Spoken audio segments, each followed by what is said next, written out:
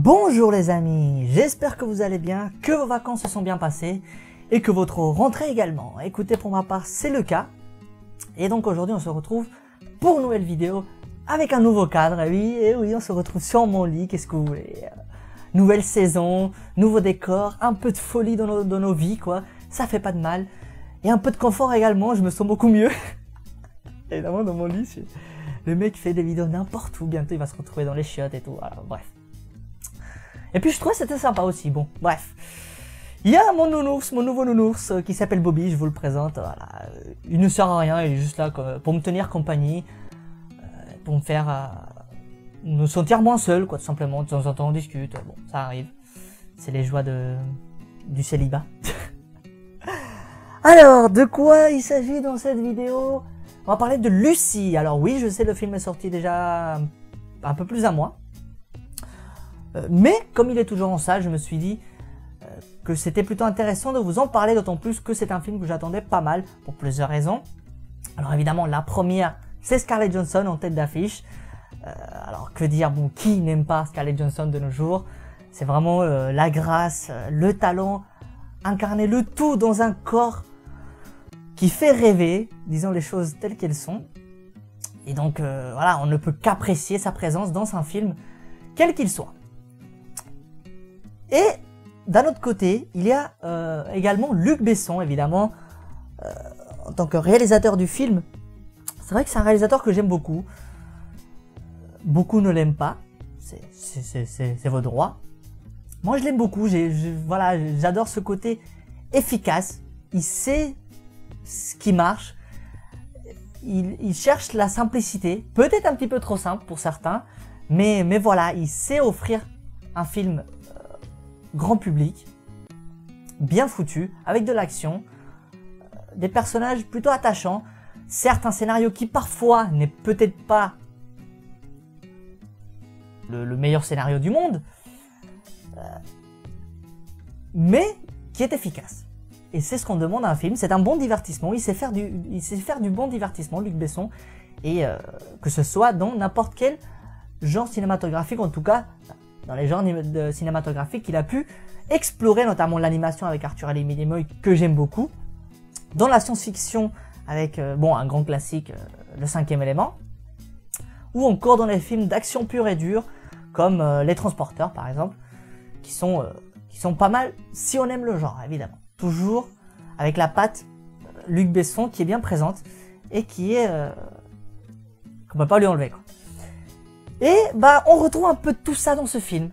Lucy, c'est un peu un film d'action avec de la science-fiction et de l'animation présente évidemment à travers des effets spéciaux, parce que les effets spéciaux c'est rien d'autre que de l'animation pure et dure.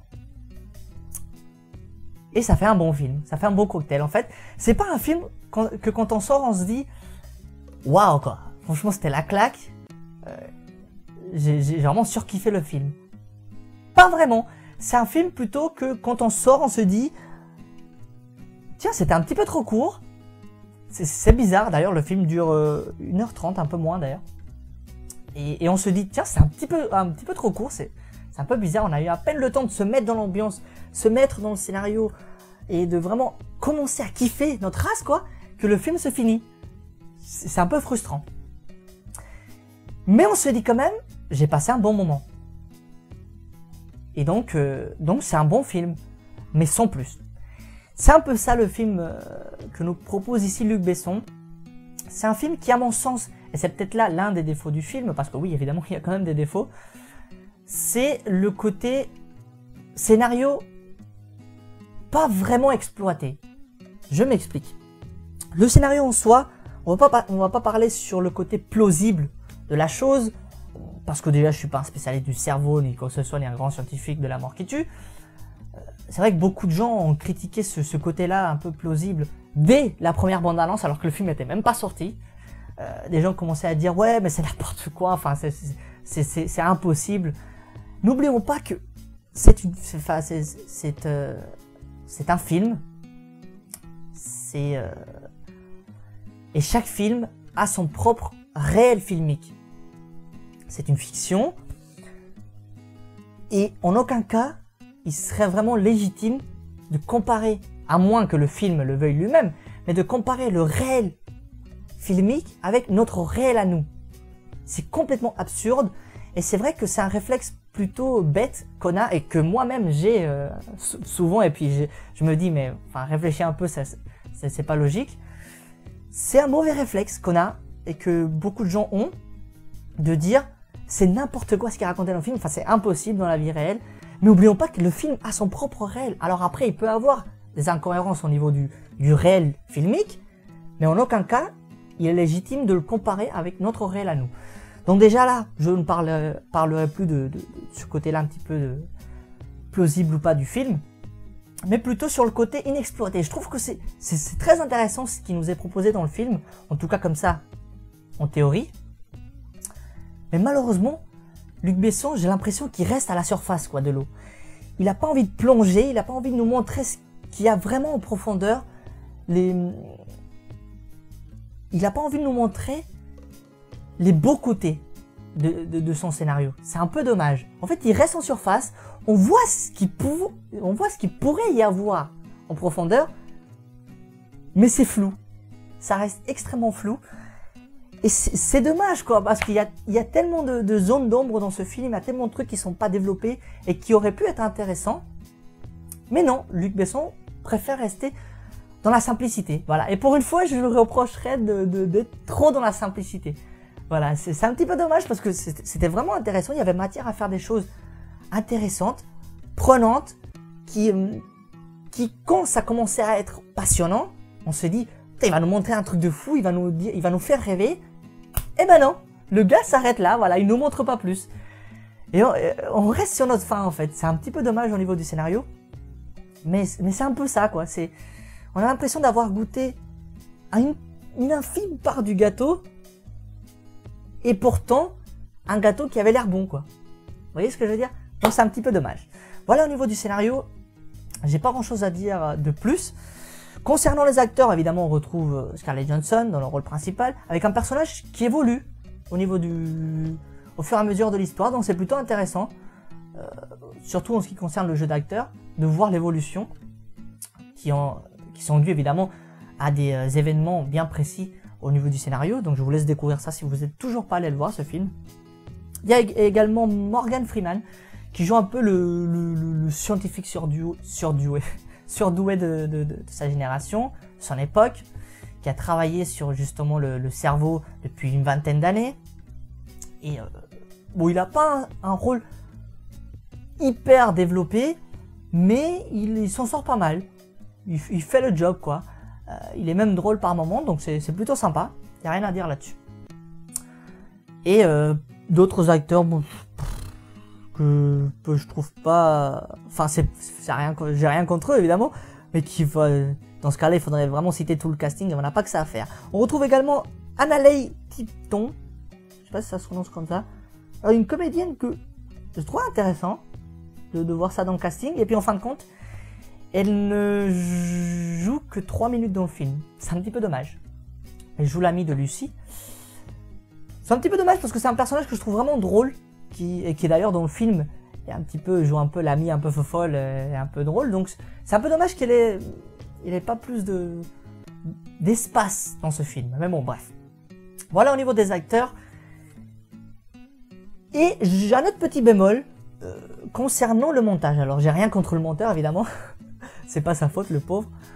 Mais c'est au niveau du montage parallèle. Alors, qu'est-ce que j'entends par montage parallèle? Enfin, je suis pas là pour vous donner des définitions ni quoi que ce soit, mais en même temps, si je vous explique pas, vous n'allez pas suivre ceux qui savent pas ce que c'est.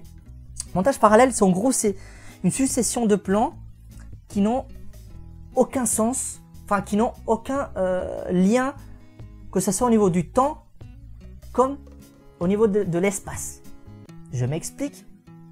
C'est-à-dire que il va y avoir une succession de plans qui ne se passent ni au même endroit, ni au même moment.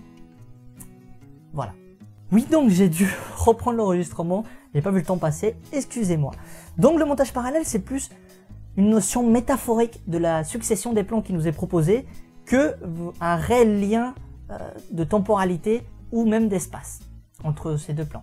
Donc par exemple, au début du film, on nous montre Scarlett Johansson qui entre dans un hôtel et qui va voilà, se confronter un peu à des yakuza ou des trucs comme ça, de la mafia quoi, des trafiquants.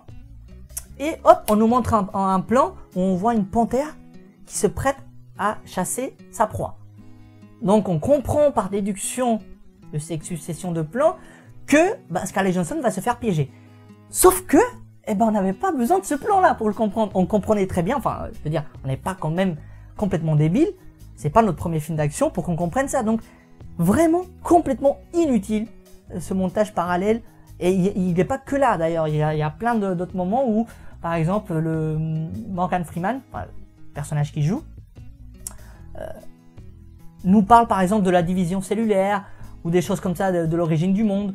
Et en parlant de ça, hop, on nous montre une image où on voit des cellules qui se divisent.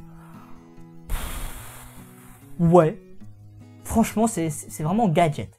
J'ai trouvé complètement bidon l'utilisation de ce montage parallèle dans ce film. J'ai pas du tout trouvé l'intérêt. Pourquoi? Vraiment du mystère. Je trouvais ça complètement débile, quoi. Ouais. Ça m'a étonné parce que c'est rare déjà l'utilisation du montage parallèle dans le cinéma actuel, mais